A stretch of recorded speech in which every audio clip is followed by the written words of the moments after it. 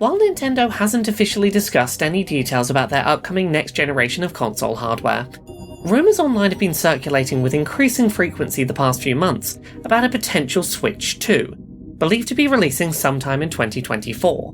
While not the focus of today's video, a quick overview of the rumours currently circulating indicates that the system is likely to be keeping the hybrid handheld and dockable home console format of the current Nintendo Switch, while providing considerably better frame rates, output resolution when docked, and support for modern games via upscaling technology.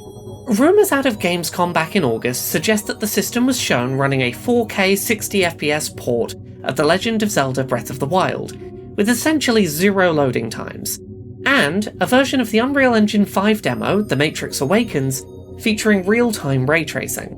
Reports seem to generally agree that the hardware, despite relying on upscaling tech, is considerably more capable of running ports of modern home console titles than the current Switch. However, today's episode of Accessibility is less focused on these rumours, and instead on something a little bit more concrete. On September 7th, 2023, a patent was published by the United States Patent Office, submitted to them by Nintendo back in May of that year.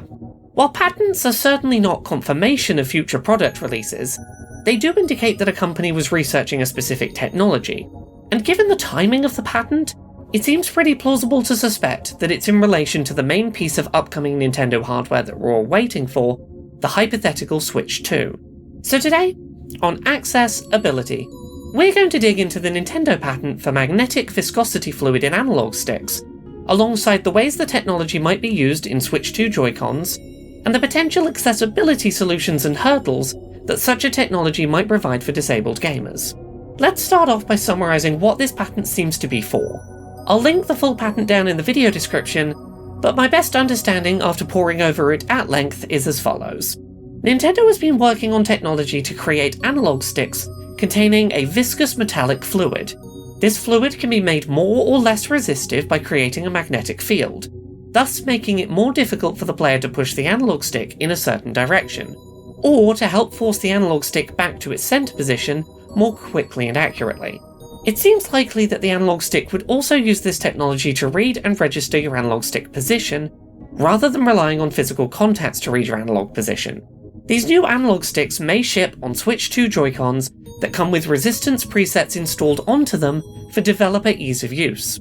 While a lot of the language in the patent is deliberately vague, in order to ensure that the patent is broadly applicable, we can read between the lines and imagine an analog stick that resists being pushed in a similar fashion to the resistive triggers on a PS5 DualSense controller. But the patent also seems to suggest other uses, such as making it so that an analog stick in a certain game might only be able to move vertically or horizontally, or experience resistance for only a brief moment rather than consistently. This patent is very Nintendo, and sounds exactly like the kind of gimmick that they love introducing into new hardware generations. As such, I'm going to assume that this is something coming to the Switch 2, and discuss it in that context for the time being. Let's get the easy part of this breakdown out of the way first. While not technically the same as a Hall effect analog stick, another type of magnetic analog stick that many users have installed into their Joy-Cons to prevent stick drift, this seems likely to serve a similar purpose. By using magnetism to detect stick position, rather than physical metallic contacts which can be eroded over time, or impacted by trapped dust or dirt, magnetic analog sticks seem to be much more resistant to drift errors. Many people may not think about analog stick drift as an accessibility concern, but if you're a gamer who struggles with accurate fine motor control and occasionally enters incorrect inputs into games, being able to reliably know if an error input was your own, or caused by stick drift, is really important for being able to accurately interact with games, and trust your own sense of the inputs you're doing. Potentially ending stick drift prevalence on Switch 2 would in theory be beneficial to a number of disabled gamers. Next, let's get into the more complicated part of this discussion. Put simply, resistance in gaming controller components is an accessibility barrier, and one that we would need Nintendo to be considerate of if this is a core feature of their next console. On a PS5 console, it's possible to disable DualSense resistive trigger technology on a system level. This means that, for disabled players who struggle with muscle pain or muscle weakness in their fingers, for example, they can be confident they won't find themselves expected to push a trigger button that's fighting back against them in any game on the system. If this Switch 2 technology works the way that it seems to, increasing resistance in your analog sticks when your character's pushing a heavy stone block or pulling a sword from a stone, this needs to be able to be disabled on a system level. If it's used for puzzles, such as feeling for a vibration at a certain analog stick position, there needs to be an alternative option offered to players who will struggle with sudden resistance changes impacting their thumbs. This is a feature that, much like resistive triggers, needs to be avoidable by players. That said, there are some potential accessibility positives this new analog stick could be used to implement. You could cause small resistance bumps to allow a player to feel 8 cardinal directions around the edge of a round analog stick housing for input accuracy improvement. Or you could use a resistance bump to differentiate between where slow walking changes to regular walking or running in a stealth game, for example. Additional feedback on analog stick placement could offer interesting accessibility benefits if used sensibly and optionally by developers.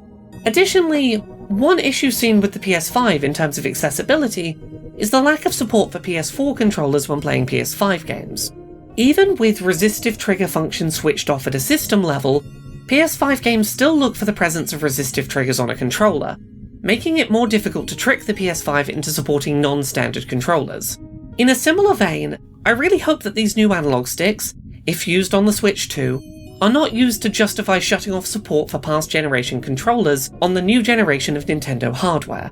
There currently exist low-resistance accessibility controllers for the Nintendo Switch, such as the 8-bit Do Lite SE, and modular accessibility controllers such as the Hori Flex, both of which offer options for disabled gamers who struggle with even standard Joy-Con stick resistance. I desperately hope that these current Switch accessibility controllers are supported on a Switch 2 at launch, particularly if stick resistance is going to be a core feature of the new system.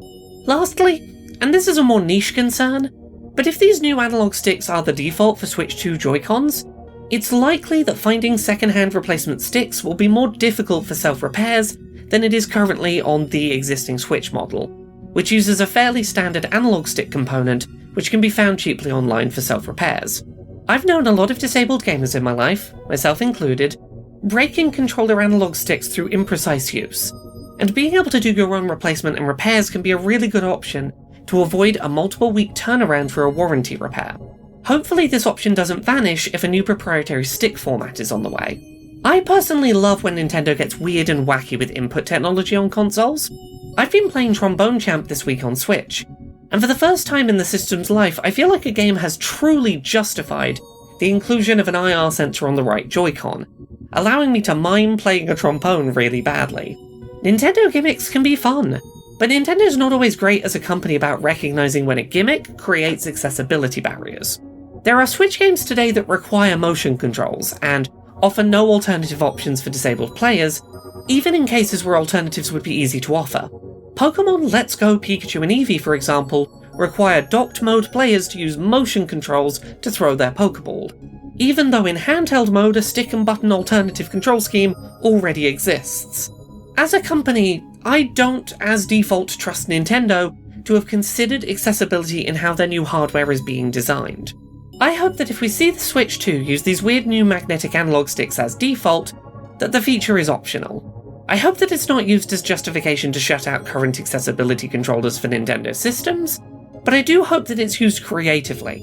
I hope someone at Nintendo is thinking about ways that this can be used sparingly by games to help certain players access games in new and more accessible ways. Thank you so much to this month's Patreon backers who help make this show possible. You can support the show and everything I do at patreon.com/LauraKBuzz.